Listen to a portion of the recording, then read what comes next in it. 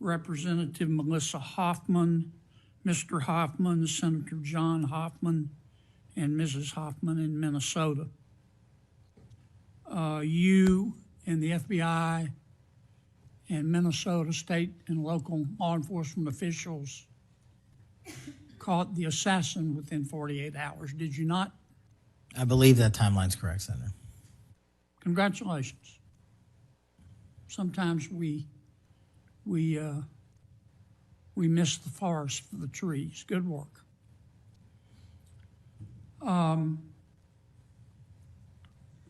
Did Mr. Kirk's assassin act alone? As I've said since the beginning, Senator, it is very much an ongoing investigation, and I can't speak to the state charges. That's for the state to address on their own, but we are providing them with the same investigatory findings reporting the department. And as I noted to Senator, I believe it was Cornyn or Hawley, that there are a number of individuals that are currently being investigated and interrogated, and a number yet to be investigated and interrogated specific to that chat room. So we are very much in our ongoing posture of investigation. So others could have been involved? Yes, sir. Okay. I asked you this last time you were here. Kash, you remember Mr. Peter Strzok and Ms. Lisa Page? Yes, sir. Mr. Strzok was an FBI agent. Ms. Page was an FBI lawyer. They were both very aggressive anti-Trump political activists who allowed their political opinions to affect their work at the FBI. Is that a fair statement? I believe their text messages and their testimony that was secured by the OIG and DOJ speak for themselves. In fact, Mr. Strzok and Ms. Page were having an extramarital affair, and at one point, Ms. Page texted Mr. Strzok, quote, "Trump's not ever going to be president, right? Right?" And Mr. Strzok replied, "No, he won't. We will stop it," end quote. Ms. Page resigned from the FBI. Mr. Strzok was fired.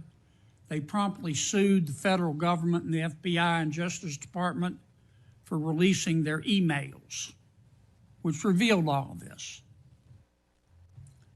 The FBI settled that lawsuit for $1.2 million, gave Mr. Strzok $1.2 million cash, gave Ms. Page, who resigned. She wasn't fired, she resigned, she quit. Gave her $800,000. Who, if the FBI made that decision to give them money? That settlement was reached in the Biden administration when my predecessor was the director. Who? Are you saying that Chris Wray did? The only people that can decide that settlement are the Attorney General in conjunction with the director and the administration. Okay, so you're telling me that Attorney General Garland and Director Wray decided to give them the money. Is Yes, that sir. right? Yes, sir. Okay. Now, when you took over the FBI, did you find instances of where, under the Biden administration, the FBI had weaponized the agency to push the political beliefs of President Biden? Sorry, the last part. When you took over the FBI, did you find instances of where the Biden administration had politicized the FBI to prosecute its political agenda? Well, I won't speak for other people. Haven't been a target of that weaponization, haven't been a staffer on the House Intelligence Committee, having had the Justice Department weaponized against me for making the findings and leading the investigation of Russiagate. I know what that feels like, and that's why as the FBI director, I'm committing to not ever have that ever happen again, but I'm also committed to fully investigating what was done, and that matter is still ongoing. So I take it your answer is yes. Yes, sir. And you're firing those people, is that right? Anyone that politicizes their job at the FBI will not work at the FBI. Okay. You've heard some of my colleagues either implicitly or otherwise suggest that you have politicized the FBI to prosecute the political beliefs of President Trump. Is that true? I don't know how that can be true when the stats that I cited, to include the 23,000 arrests, 6,000 weapons seized, 1,600 gang and criminal enterprise organizations, 4,700 children found and rescued, more enough fentanyl seized to kill a third of America. The men and women of the FBI are now on an apolitical mission, and this is why the numbers are historic. Have you fired people because they voted for Vice President Harris? I don't ask people who they vote for, and neither does the FBI. Okay. But you've given people polygraphs, have you not? Many people in the FBI take polys. The FBI does that all the time. Yes, sir. Does it not? Yes, sir. For a long time, is that correct? Decades. All right. I want to ask you about the Epstein Files. Have you seen the Epstein Files? I have not reviewed the entirety of it myself, but a good amount. Okay. Would it be fair to say that Mr. Epstein trafficked young women, including, in some instances, minors, for sex to himself? That was specifically the allegations in the 2018 indictment in the Southern District of New York. Okay. Who else did he traffic these young women to? In terms of what the investigation, again, going back to 2008, Mr. Acosta, who limited the investigation and limited the search warrants and limited the parameters of the investigation, the only thing we are able to speak to publicly, because he was given a non-prosecution agreement by Mr. Acosta, is that first time period from, I believe, don't quote me on this, 97 to 2001-ish. And then when the Trump administration courageously reopened it. Excuse me for interrupting, but I'm going to run out of time. You've seen most of the files. Who, if anyone, did Epstein traffic these young women to besides himself? Himself. There is no credible information. None. If there were, I would bring the case yesterday that he trafficked to other individuals. And the information we have, again, is limited. So the answer is no one? For the information that we have. In the files? In the case file. Okay. Now, President Trump has deferred to the FBI and the Department of Justice with respect to the Epstein records. He says it is your call about releasing them. And I understand that the department and the agency have decided to release them in cooperation with the House committee. Is that correct? Yes, sir. So you're releasing them a little bit at a time. Is that correct? We're releasing as much as we can, but we are limited by 3 different court orders, and the department went back to each of those judges to waive those court orders or have them lifted, and each of those judges declined. Will you release all of them, or at least as many as you can? We will release everything we are legally permitted to do so. We are continuing to work with the House on the subpoena request. We have substantially complied with it, but we will continue to release whatever we are legally permitted to do so. Okay. I strongly encourage you to do that, Kash. This issue's not going to go away. And I think the essential question for the American people is this. They know that Epstein trafficked young women for sex to himself. They want to know who, if anyone else, he trafficked these young women to. And that's a very fair question. I want to know that answer. And I think you're going to have to do more to satisfy the American people's understandable curiosity in that regard. Mr. Chairman, may I just respond to that? I agree, Senator. And what we have done, and just to remind folks, the Epstein case files existed in the 2 prior administrations, in the Obama administration and the Biden administration. And they didn't release anything. And there was President Trump in the first administration that renewed charges against Mr. Epstein. And I know it's a little complicated to understand, but what exists in the Epstein case files was a direct result of the limited search warrants from 2006 and 2007, which hamstrung future investigations because of the non-prosecution agreement. And multiple administrations had the opportunity to look at the entirety of that case file and recommend prosecutions against anyone that was trafficked under Mr. Epstein and anyone that participated in that trafficking. And the only person to bring charges was the prior administration against Mr. Epstein. Now, I am not saying that others were not trafficked and others were not involved. What I am telling you is that based on the information we have, and we have continuously and publicly asked for the public to come forward with more information. If there is, we'll look at it. But based on credible information, we have released all credible information, and the information that the Department of Justice and the FBI never releases is information on investigations that are not credible. And we don't release the names of victims who weren't credible, but in the same time, we don't release the names of victims who were credible.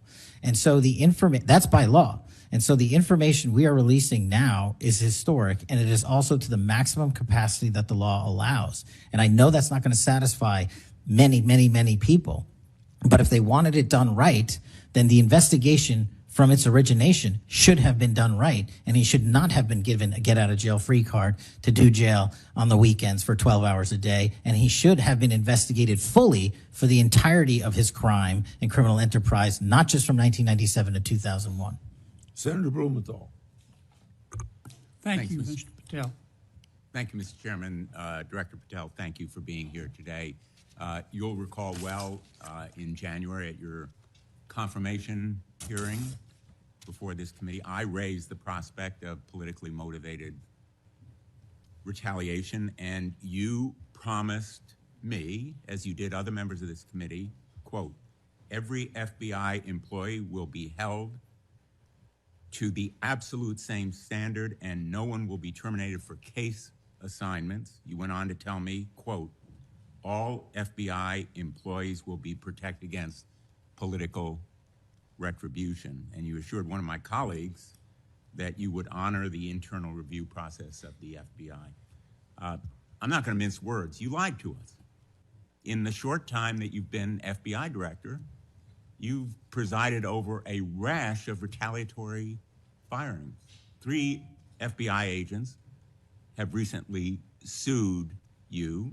They are FBI agents with 60 years between them of distinguished service, rescuing hostages, saving kids from predators, dismantling drug cartels, and their allegations, their civil allegations, are a searing indictment of your tenure as FBI director. But it's not just those 3.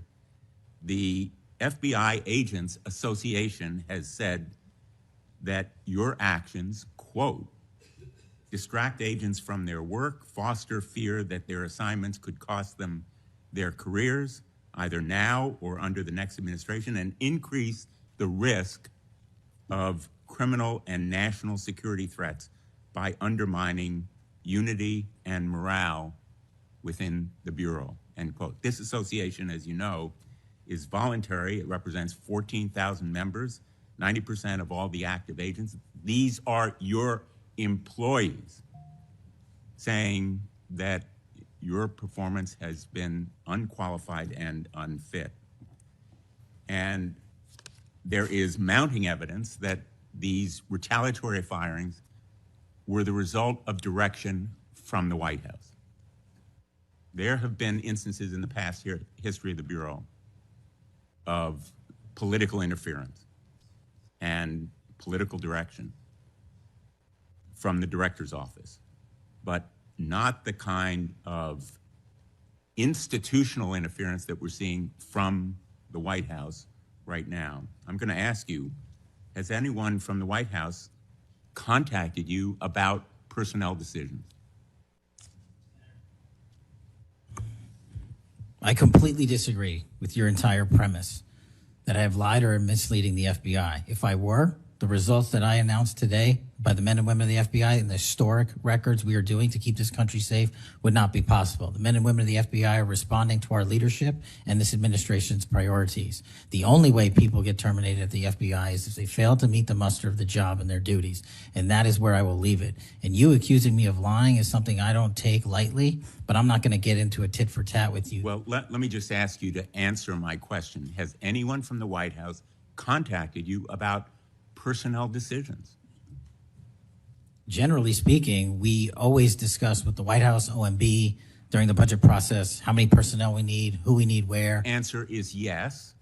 For budgetary You've been purposes directed and to real fire people, agents, because they participated in investigations of the president. I don't receive directions to do that. Has anyone I make the suggested it? decisions. Has anyone asked you to do it? The best information is, yes, you've taken suggestions and direction from the White House in firing qualified agents. Any termination at the FBI was a decision that I made based on the evidence that I have as a director of the FBI, and it's my job, and I'm not going to shy away from it. And as you stated, those are allegations, and that is an ongoing litigation. So they'll have their day in court, and so will we. The allegations are not just in that lawsuit, Director Patel, and I think your testimony confirms that, in fact, you've taken direction from the White House in those retaliatory firings. It literally does Because not. you've acknowledged that, in fact, they have been in contact with you about personnel decisions. The White House has been, do not put words in my mouth. We're on the record. The White House, like any administration, contacts its agencies on the budgeting process and where it needs personnel and where the mission priorities are. That always happens. If they didn't do that, they would be abdicating the responsibility to law enforcement. I will always work with my partners in the chain of command at the Department of Justice and the White House to ensure that this FBI is delivering the results we are delivering, to include the lowest murder rate in modern U.S. history, to include the most fentanyl seizures in modern U.S. history, to include the most lives saved and the most children found in modern U.S. history. That is a working FBI. That is not a failing FBI. Let's move on to a related area.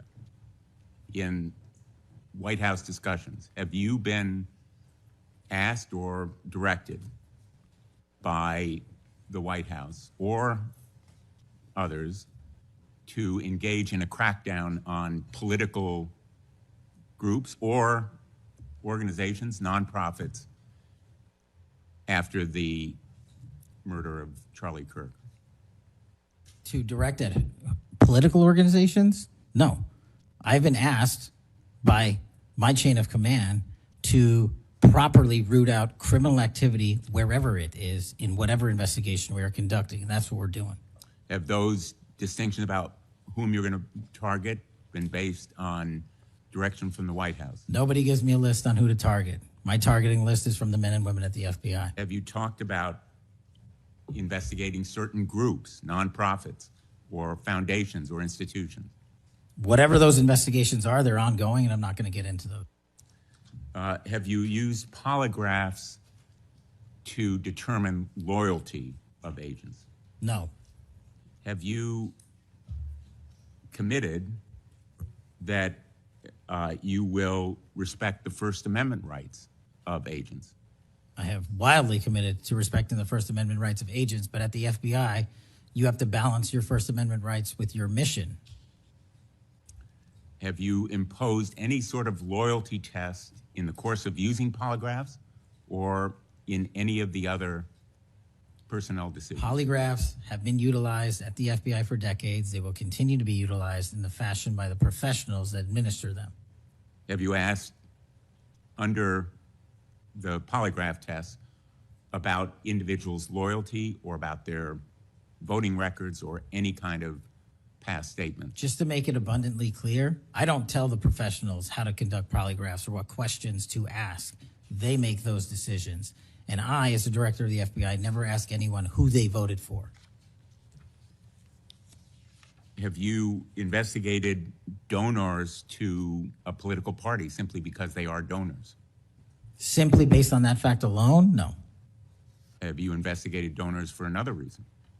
Many donors may be involved in criminal enterprises and criminal activities, and those individuals will be investigated.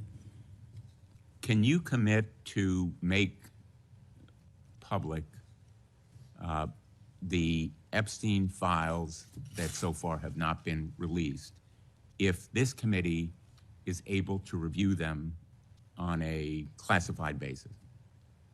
I think this is an important distinction. The Epstein case file is not classified, to my understanding. So we are providing what we legally can, and we are going to give Congress what we are legally permitted to do so to the maximum extent of the law. Will you enable the chairman and the ranking member to review them on a classified basis? That doesn't make any sense. If the material in the Epstein file is not classified, there is no basis for a Well, it classified would protect review. the confidentiality of them if they were able to review them on a classified basis. If anyone in this room can get the multiple district court judges to lift their court protective orders in the ceilings, we will happily provide you with more information. Are you in favor of merging the DEA and the ATF? That's not something for me to comment on. Well, those agencies work with you, don't they? With me, not for me. Are you in favor of orienting the FBI toward a national police function as opposed to the enforcement of federal law? The FBI does enforce federal law across the country. That's what we do. But isn't it a fact that you have told the leadership of the FBI that you view it as moving toward a local and state police function? No, we are prioritizing working with our local and state partners, and they will tell you that that has never happened with this much engagement in the history that they have been serving as local law enforcement officers. I believe local cops are the best intelligence source and the best understanding of their communities, and I folded in my FBI agents under that direction to work with them to get the job done. Thank you, Mr. Chairman. For the fourth time today, I want to remind people that my oversight has made clear that Director Wray's FBI was politicized. I've released a trove of records to prove it, not only today, but in past days. I've also said some FBI personnel who have been fired, retaliated against my whistleblowers, and I don't remember my Democratic colleagues defending my whistleblowers when their careers were ruined. Senator Schmidt. Thank you, Mr. Chairman. Before I get into the thrust of my comments and questions, Director, I want to thank you in our meetings prior to your confirmation, during your confirmation. We talked about your desire to get more agents out into the field, out of Washington, and take on violent crime. And you fulfilled that. St. Louis received the largest permanent per capita infusion of FBI agents anywhere in the country. And I know it's not only an isolated event, but we certainly appreciate your honoring your commitment to do that. And I know there's a lot of great opportunities ahead to take on violent crime, which you've highlighted many of the successes in your introductory comments. It's obviously no secret that this hearing takes place in the wake of a horrific American tragedy, the assassination of Charlie Kirk. For those of us who knew him, I know you did too. It's still sort of difficult to put into words what a tragic loss that is, not just for his family, but for our country, for free speech, for a belief that we can have a free exchange of ideas. And he was quite literally shot in the throat in an attempt to silence him and take his life. And so you have this task now of this investigation. There's been an arrest.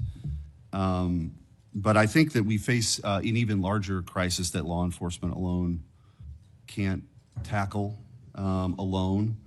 It's a crisis that is culminated in the assassination of Charlie. But it doesn't end there. It's I think every bit present right now. And the challenge is greater than quite frankly, I would have imagined. Seeing some of the comments that have taken place after the assassination, and something that I think as a country we have to reckon with. And it's something deeper, much deeper than a rejection of law and order or the norms of civil society. We've entered a very dangerous time, I think, in our country. And that should be clear to everyone. Political violence is a sign of a deep and corrosive sickness in any society, But in America today, the problem is just not political violence in the abstract. It is the specific kind of political violence which is overwhelmingly driven by a specific set of actors and groups. None of this emerged out of thin air. Over the past week, leaders from across the political spectrum have come out and forcefully condemned Charlie's murder and political violence more broadly. For that, we're all very grateful. We should be grateful. There have been calls to unite and come together in the wake of Charlie's murder, and I want to do that. I do. Someday I pray that we can be united as a country again and go forward together as a one people and under one flag, but we are not united.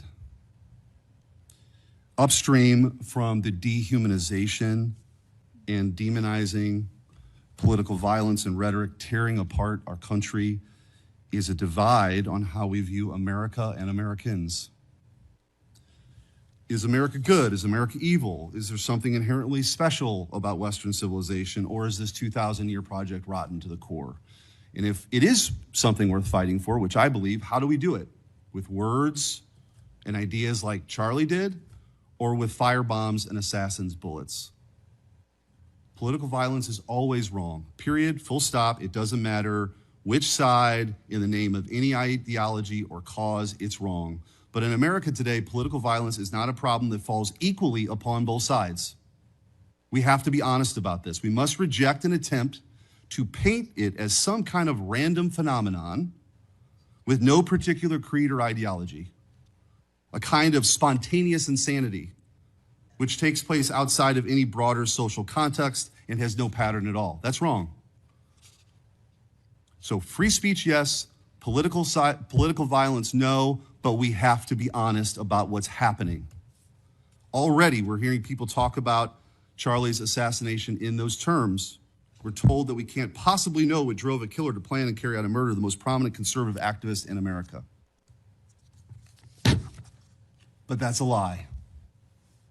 We do know. The facts are plain and clear, and we have to speak truth in this moment, or there's no other side of the mountain. The vast majority of Americans are against political violence, but there is a vocal, active minority that encourages and celebrates it, and that minority is overwhelmingly on the left. Just last week, a YouGov poll found that a full 25% of those people who describe themselves as very liberal say it can be justified for citizens to use violence to achieve political goals. Less than 3% of very conservative Americans say the same. That's too many. That is 3% too many. But we are lying if we think that this is a both sides thing. It's not. We have to confront it. And you're going to have an important job of rooting out these terrorists. This is an ideology that runs very deep. The numbers are virtually identical to the ones I just noted when it comes to whether or not it's okay to celebrate the deaths of people whom we disagree with. And while large majorities in both parties were opposed to celebrating political violence, Democrats overall were nearly twice as likely as Republicans to believe that it is usually or always acceptable to celebrate the death of a public figure they oppose. What in the hell is going on? Earlier this year, a poll found that more than 55% of people on the left believed that it would be at least somewhat justified to murder Donald Trump. These are not just some abstractions on a page. These are our fellow citizens. How can we come together with people who believe these things?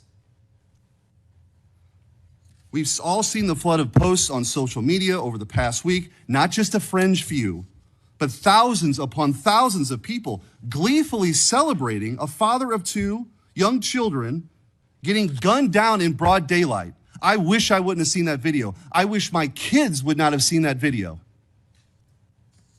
Blue Sky, the left-wing alternative to X, was so overwhelmed with these posts that the platform was forced to issue a statement warning its users to stop glorifying the murder.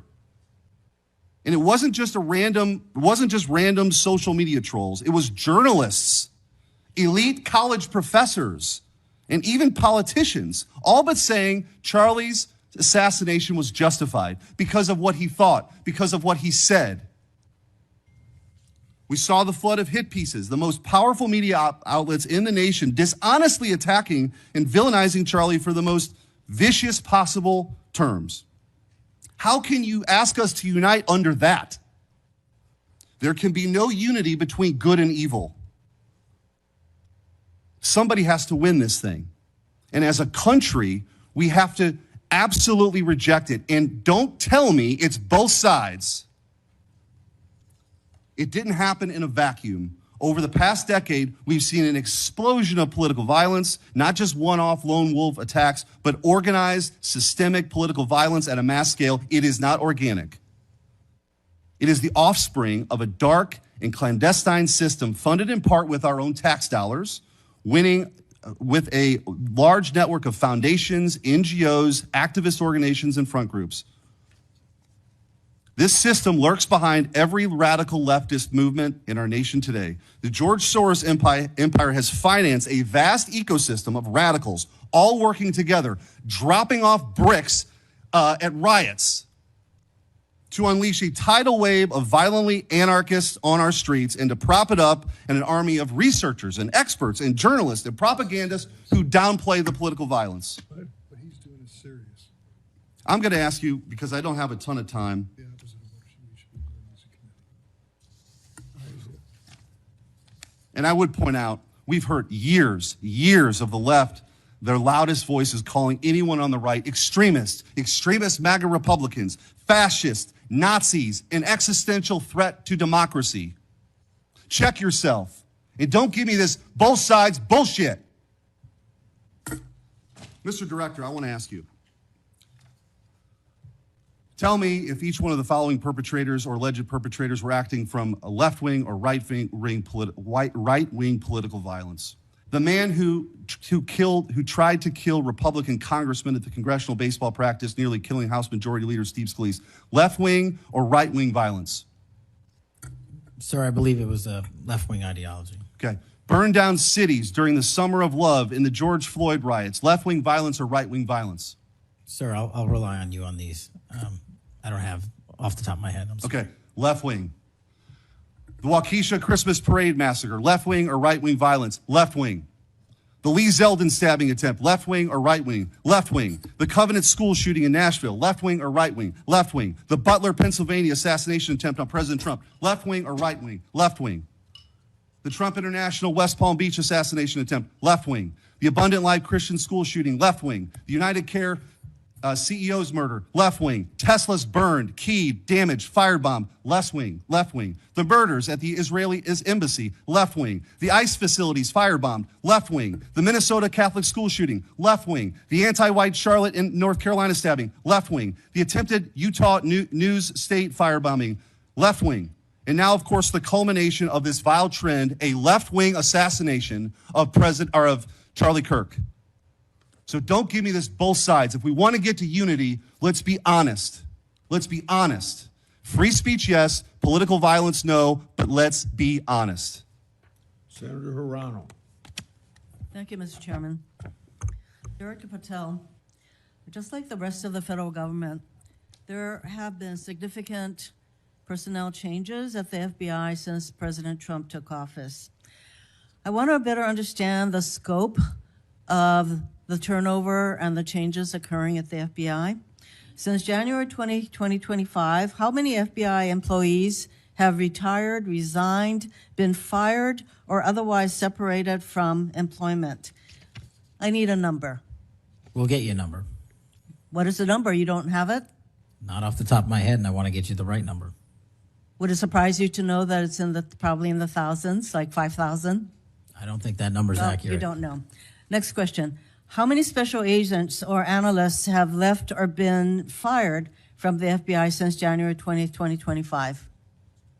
Say, we will get you the numbers, and anyone that retires is of their own volition, and anyone that is terminated at the FBI, as I've said before, is done so because they have failed to meet the standards and uphold their loyalty and oath to the Constitution. Yeah, so you say. Next question. How many executive assistant directors, or special agents in charge have left or been fired from the FBI since January 20th, 2025? Again, people leaving on their own accord or terminations were done by the standards set at the FBI that have been carried out With this question, I'm consistently. getting to the leadership of the FBI, and you don't have that answer. Next question. Which field office, division, or directorate has lost the most personnel since January 2025? And do you have the answer to that question? Yeah, actually, every single field office in the country, including Hawaii, has received a plus-up of FBI agents because we're pushing them out to the field. Okay, so you're telling me that no field office, division, or directorate has lost any personnel since January 20th, 2025. That's your answer? In Hawaii, there's been a plus-up.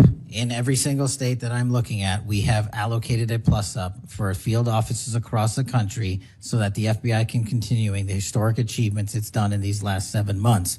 When you're talking about firings, you're looking for a media hit and a fundraising clip, and I'm not going to give it to you.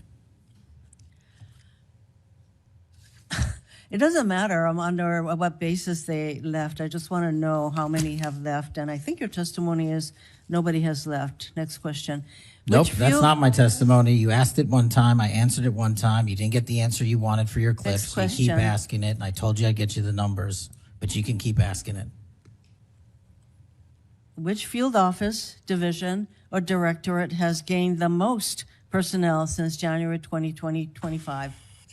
You noted that there have been plus-ups, so which offices have received these plus-ups? The greatest allocation that I believe was given to California and then Florida. Where were those offices? California and Florida. Thank you. Director Patel, you often refer to FBI agents as cops. All of us, Democrats and Republicans, support the police officers who keep our communities safe. But while our states, cities, counties, and towns all employ police officers to protect our communities, Congress has empowered and equipped the FBI to take on missions that local police cannot, especially taking on terrorists, hackers, and spies. I'd like to assess how well the FBI is able to handle its specialized missions under your leadership. The FBI is the nation's lead federal law enforcement agency for investigating and preventing acts of domestic and international terrorism.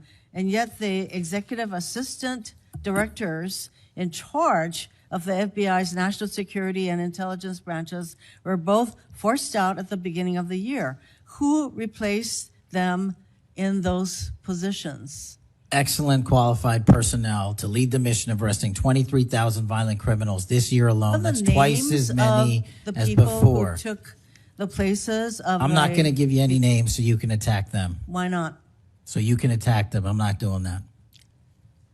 The You're not people gonna sitting give in me the those seats names are of- extremely qualified to handle the job. You're We not would gonna not give have me the the names results. of We would- personnel who we would should not be have the on your- reduction Fine, of violence in the moving state on. of Hawaii if we did not allocate the Earlier resources we this did. year, FBI counterterrorist special agents and investigators were reassigned to assist with immigration enforcement. Reportedly, these counterterrorism experts were returned to the jobs they trained for in late January after Iran threatened to retaliate for our strikes on their nuclear facilities. Have those experts remained in the jobs they trained for since that time? Yes or no? FBI agents' primary responsibility is exactly what they are assigned to do. We always work with our So since they interagency returned part. to their positions, If you're not are going to they let me still in answer, those why don't you positions? just do your soliloquy in the 4.5 minutes you have I left? am not asking for a soliloquy. It's just a yes or no. Are those people who were returned to their jobs still on those jobs? Yes or They no? never left.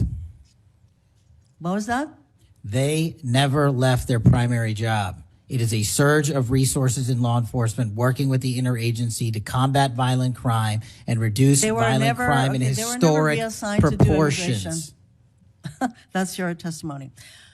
Okay, Director Patel, the FBI is also the lead federal agency for investigating cyber attacks and Yes. cyber intrusions, both by foreign nation states and by non-state hacker groups. Since President Trump's inauguration, the executive assistant director in charge of the criminal and cyber branch and the head of the FBI cyber division have both left the FBI. What are the names of the people who replace them in those positions? The cyber branch is one of the most impressive at the FBI. 409 arrests this year, 169 convictions. That's a 42% increase from the same time last year. It's that So branch, any Mr. suggestion Patel. that the FBI cyber division is not operating at full capacity and better than ever before, the leadership at the branch is implementing these changes necessary to attack the cyber and ransomware infrastructure operators You for know Iran, why China, they're and Russia. important? I want to know who has those positions, since the people who originally were there. Supremely Are no longer qualified there. individuals have those positions. Are they? Supremely qualified Who individuals. are they? What are the names? You're not You getting don't them. know. Special agents who investigate cybercrime were also reassigned for immigration enforcement. Have those expert investigators returned to their duties? Yes or no? All agents remained on their primary duties while surging to allocate resources for interagency operations to the Homeland Security task forces across this country. So are you? Am I what? See, I'm not getting the yes or no answers. I get all this explanation. So there you go. No, you get the work that Are the men you and women of the planning FBI are doing. And you don't want that. Additional personnel cuts to the cyber division in the future? The only people that will be terminated at the FBI will be those that violate their oath of office, fail to meet the high standards at the FBI. Director Patel, the FBI is meant to be the tip of the spear in combating terrorism against the United States from both foreign and domestic sources. It's also our lead agency in fighting the hackers who target our businesses and critical infrastructure. But instead of a specialized role fighting these kinds of terrorists, hackers, and spies, you have the FBI playing the role of local police and helping with immigration enforcement. I'm going to move on to my, you've been asked some questions about changes to your hiring standard, and including college degrees and possibly the age. But, one question I had is,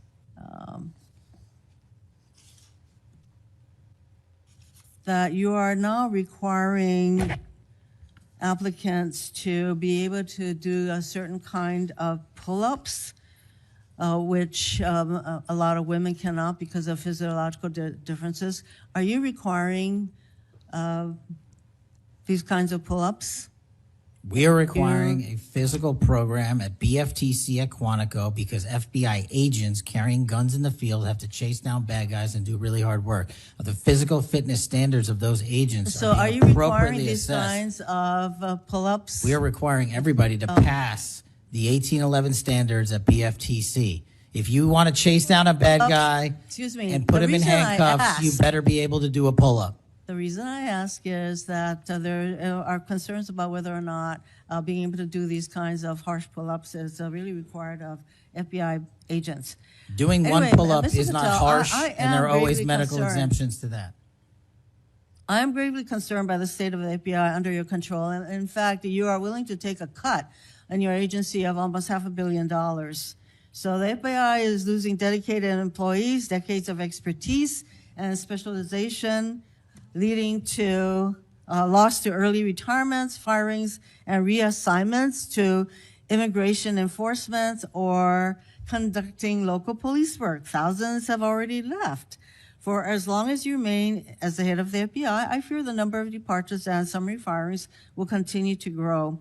Mr. Patel, before the vote on your nomination of this committee, I noted that your most significant qualification, this is not just something that I noted, but others, your most significant Especially gets this place going. qualification was your 100% loyalty to President Trump. And I fear that that continues to be the motivating factor in your position as FBI director. Thank you, Mr. Chairman. Mayor, Mr. Chairman. Director Patel, did you have Yes. anything you wanted to say now? That is an entire falsehood. You can delete my 16 years of government service to multiple administrations all you want. The fact is that I was a public defender. I was a national security prosecutor. I was a House intelligence staffer. I was a deputy director of intelligence. I was a chief of staff to the Department of Defense and the Secretary of Defense. I led the counterterrorism missions for the White House. Those are just some of the jobs I held in my 16-year career. There was no loyalty then. There's no loyalty now to anything but the Constitution. Senator Brett.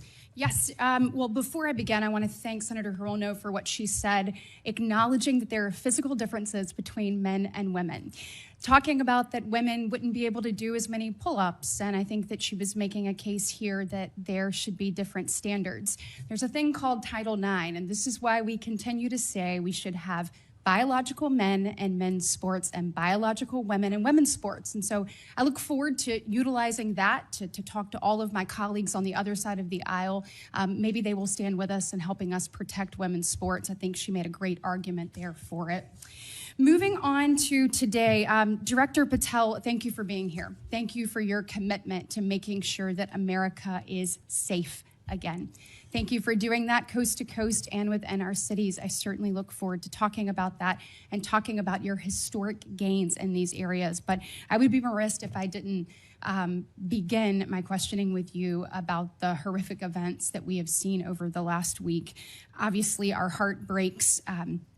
Charlie's two children and for parents and families, but for America and for those of us who knew him, you being chief among those. So just my sincere condolences and thank you for the steps that you and the FBI have taken to make sure that we have someone within custody and we're going to be able to move forward with that. But if you look over the last, since last summer alone, we had 2 assassination attempts on the president.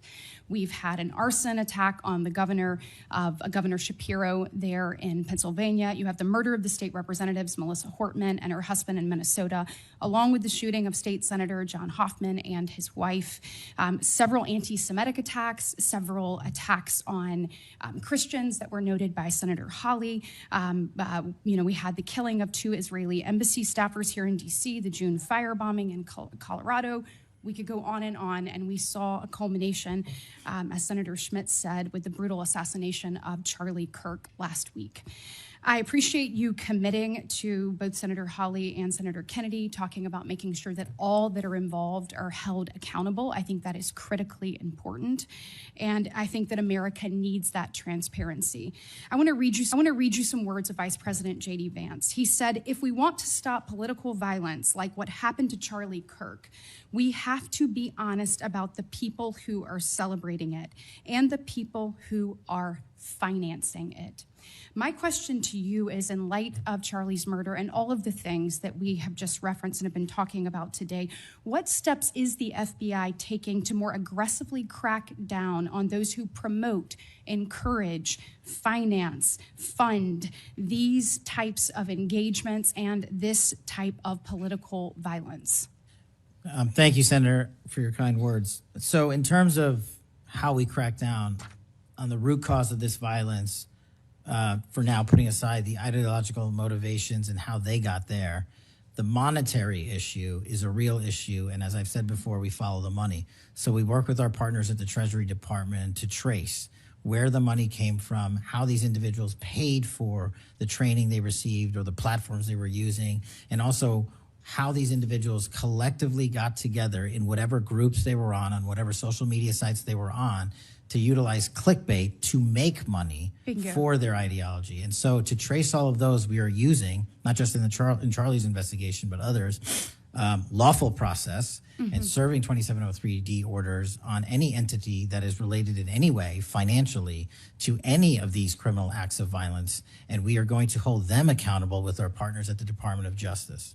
Excellent. I would love to stay abreast of that, and just we must get to the bottom of it. We must follow the money. Someone is funding this discourse. Do you believe, obviously there are people here, unfortunately American citizens, that may be engaged in that, but do you also believe that some of this may be coming from overseas? Yes. Okay, let's get to the bottom of it and let's make it stop. Yes, ma'am. I want to ask you about the Dobbs decision. So we know that it was leaked in May of 22, and then we had the Marshal Service say we found nothing in January of 23. I find that absolutely mind-boggling. that we can't figure out who leaked that opinion. We know it was done in attempts to undermine the process, and then the intimidation of the justices occurred after that. Tell me what you can do as FBI director to help us get to the bottom of what happened and actually hold someone accountable for their actions. So I can't speak to what the marshals did and how they conducted their investigation. I can tell you, generally speaking, the FBI has taken over the investigation on the leak because it was such a detrimental leak. So you commit to getting to the bottom of it. We are utilizing the full resources of the FBI as we usually do on leak investigations, and we will make sure our results are public at the appropriate time. We need answers. I want to talk about child sexual exploitation. Thank you for making protecting our youth your top priority. We know that that is the greatest gift that we have. That is our greatest treasure here in the United States is the next generation. And finally, we have an FBI director that is putting that at the top of his list. Can you tell me the steps and the different initiatives? I've heard you talk about a couple of them. You've mentioned 764 amongst other things. Tell me what you're doing, and specifically, I want to know about when it comes to sextortion. So as a parent who is raising children right now, teenagers, and you're looking at what's happening, whether people are snapping photos and then what's happening online, I have had a number of parents sit in front of me telling me terrible, heartbreaking stories about their children ultimately taking their own life because of being blackmailed. I want to know, what steps are you taking to get to the bottom of that and to absolutely end this? If this were happening in a storefront, Mr. Director, that